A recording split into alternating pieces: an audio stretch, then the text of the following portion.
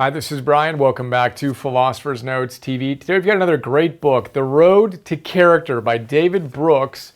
The Road to Character. David Brooks is an op-ed columnist for the New York Times and a best-selling author of a number of books. This is a great, penetrating read on how to cultivate character and virtue in modern society. It's packed with a bunch of great stories of moral exemplars who have really embodied the qualities that David talks about and encourages us to embody. We've got a philosopher's note, bunch of big ideas. We're going to look at 5 of my favorite ideas now. We're going to start with resume virtues versus eulogy virtues. We live in a world that is all about the resume virtues and spends very little time helping us focus on the eulogy virtues. But if we actually checked in and said, what's ultimately most important, most of us would say the eulogy virtues more than the resume virtues. The stuff that helps us get ahead in life, it's important to a degree, of course. We need to have certain skills that we can use to achieve worthwhile goals. But ultimately, what people are going to say about us at the end of our lives is what matters most. Yet, we spend almost all of our time thinking about the resume virtues and very little time thinking about the eulogy virtues. This is essentially what the book is all about, is noticing that he uses a metaphor of Adam 1 and Adam 2 based on a rabbi's book where he talks about the 2 different creation stories in Genesis. Apparently Adam 1 was really kind of the resume virtue, achievement-oriented, externally oriented creation myth story, right? Then Adam 2 was more of the internally focused, character-based, virtues-based, eulogy virtues stuff. So he talks about the fact that our current society is pretty much all about Adam 1, or these external resume virtues, and we need to balance the scales a bit more. It's not that we need to get rid of the resume entirely. It's important to be able to achieve, but we need to see that we live in a culture that he calls the big me. Kind of the ultimate ubiquitous selfie culture that's all about the self. Well, life is about more than just ourselves. It's about cultivating character. So think about it from a very practical sense. What do you aspire to have people to say about you at the end of your life? What are those virtues that mean the most to you? Is it kindness or bravery or patience or presence? What is it? What are the qualities that you truly want to embody, and is now a good time to live in more integrity with those eulogy virtues? That's our first big idea. Second big idea, the book has a series of chapters in which David describes different moral exemplars, ranging from Dorothy Day to Dwight Eisenhower, some other extraordinary people. And the first step, the first chapter, is the summons. These great people who live with deep character have answered a call. A vocation is literally a calling. It's when you're called to do something. And he says, look, we need to stop asking the question, what do I want from the world? Right? What do I want from the world? Like, what am I fired up about that I really want to do? He says we need to ask that question a little less and replace it with the question, what does the world want from me? What is the world asking of me? What need is out there that meets my deep intrinsic joy, that I really enjoy doing, that meets the different needs? But quit answering it from the perspective of what do I love to do, that passion mindset, and start from the opposite side of outside in. What does the world really need? What can I give to the world? He uses Viktor Frankl, and James Stockdale has some examples as well. Viktor Frankl, of course, in Man's Search for Meaning. He's in the Holocaust. He lost his wife, his mother, and his brother in the Holocaust, and yet in this situation, he chose to play the role as well as he could, and he used it as an opportunity to give others who were there a deeper sense of meaning. And he said, if I survive, I'm going to share this process, this meaning therapy, logotherapy with the world. That was his meaning. That was what he believed the world was asking of him in that moment. And he committed to playing his role well. Obviously, he would never have chosen to be in that role, but in that role, he chose to play it well. So the question for you is, what is the world asking from you? What are you here to give to the world, from being a father or a mother to other ways you can express your gifts in service to the world? James Stockdale was another example that I talk about in the note. North Vietnamese prison camp for 7.5 years. He chose to play that role well. He was the commanding officer of hundreds of individuals who were imprisoned. And that was his role. He would never have asked to be imprisoned in solitary confinement multiple times, but he said, look, this is what the world needs from me. This is what my men and what my country need from me at this point. That's what I'm going to do to the best of my ability. That's the first step in the road to character, is answering the summons. And you can't do that, by the way, if you're constantly being bombarded by external stimuli. We need to have our eyes and ears open, David tells us, and be sensitive to the quieter, deeper voices.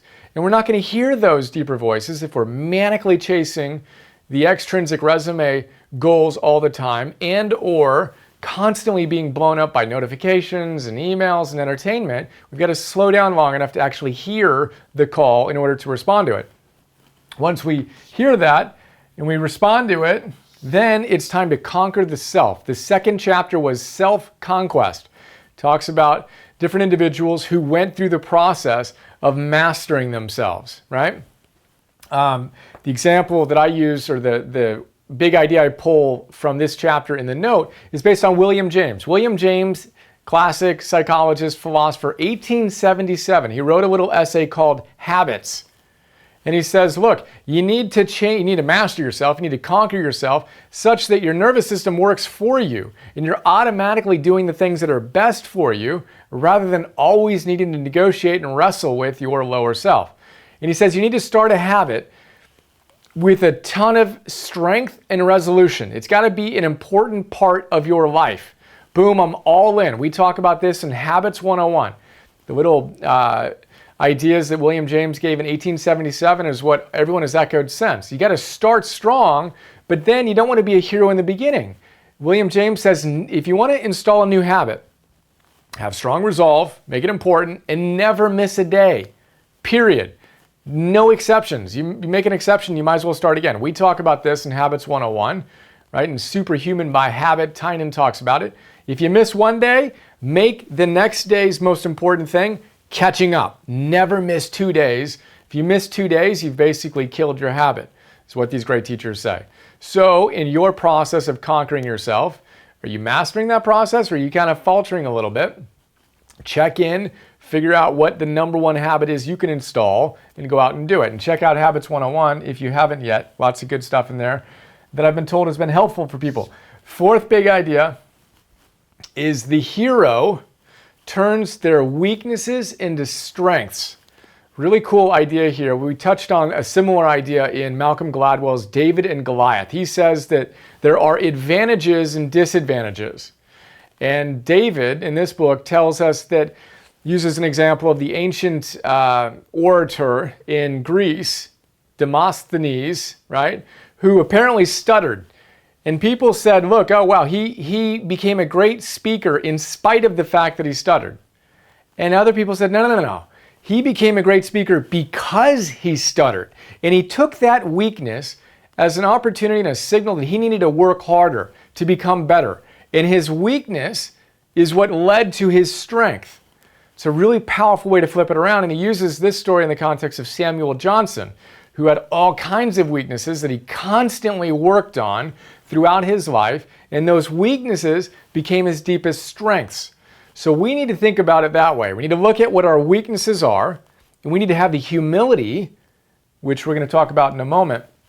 Humility is our number one virtue in dealing with our weaknesses, and the ability to even look at it and say we do have weaknesses. Because in a culture of me, we don't even look at what's wrong with us. We're just too busy experiencing all of our awesome. We need to slow down, have the humility, say, look, I've got some weaknesses here, and then have the tenacity to turn that weakness into a strength and see that you've probably done that in different ways in your life. I've certainly done it. One of my deepest weaknesses in the past was being super up and super down, inconsistent moods, right? Well, looking at that weakness and looking at my own genetic weaknesses, which I've talked about before, my father's struggle with alcoholism, his father's struggle, which ended in suicide, I've got some deep ingrained challenges, a weakness in that regard. But it's that weakness that has led to my greatest strengths now, which is stability of purpose, stability of rituals that keep me plugged in, eating, moving, sleeping. I never would have been as strong as I am if I didn't have those weaknesses.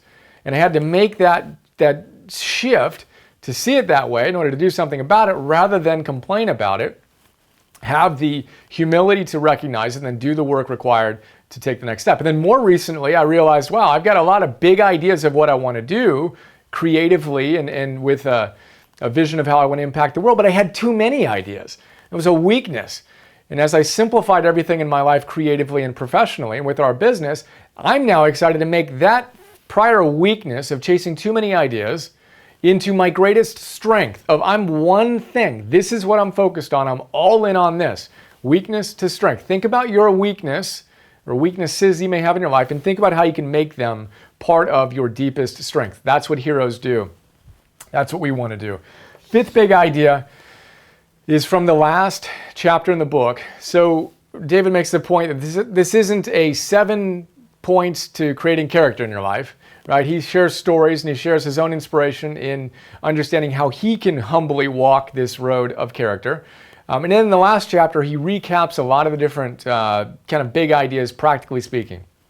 And he creates what he calls a code of humility. And the first principle of that code of humility is to live for holiness. When we are committed to a road of character, we live for holiness, not for happiness. Too many people in the Adam 1 resume virtue culture, big me culture, hedonically chase what they think is going to make them feel the best. And ironically and paradoxically, when you do that, you tend not to feel too great because happiness, as David tells us and Viktor Frankl tells us and all the great teachers, is a byproduct of your commitment to something bigger than yourself. So live for holiness, live for service, live for connecting to something bigger than yourself, and let happiness be a byproduct of that pursuit. That's a big idea and something we want to embody. And you do that by going all the way back to our first idea of embracing the eulogy virtues on a consistent basis. You answer the summons by looking at your life and looking at the world's challenges and saying, what is the world asking from me right now? Then we take the step in conquering ourselves, developing positive habits, and turn our weaknesses into strengths as we fully give ourselves to the world. That's a really quick look at this great book. I highly recommend it. It's a deep, challenging, penetrating read, and I think you'll love it. If this resonated with you, check it out. What was your favorite big idea? What are your top eulogy virtues you're committed to living on a more consistent basis? Get on that. Have another awesome day. Look forward to sharing more. See you.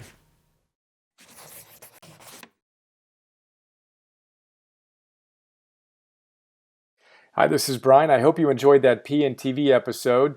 A lot of people don't know all the stuff I do beyond these free videos I share on YouTube, so I thought I'd do a quick video to give you an overview of our membership program that you can get access to and get a ton of other stuff. So here's a quick look.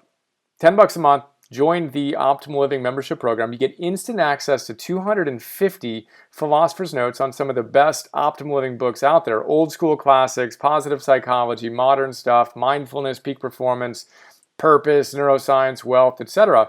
And what you may not know is that in addition to the PNTV episodes, I create PDFs on all of these great books. So 6-page PDFs. Let's take a look at one of them.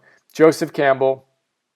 You want to figure out how to live your hero's journey. Well, this is a great place to start. I basically pull out my favorite big ideas, riff on them, connect them to other books and other ideas, and help you apply this wisdom to your life today. That's what the PDF looks like. Again, we have 250 of these on all these different great books. And then I record those PDFs as an MP3. So you can listen to that MP3 while you're on a walk or working out or doing some errands or whatever. That is Philosopher's Notes. A lot going on there. And then in addition to Philosopher's Notes, you get access to Optimal Living classes, Optimal Living 101. Idea here is that all those great teachers come back to the same big ideas again and again and again. I distill those ideas into classes.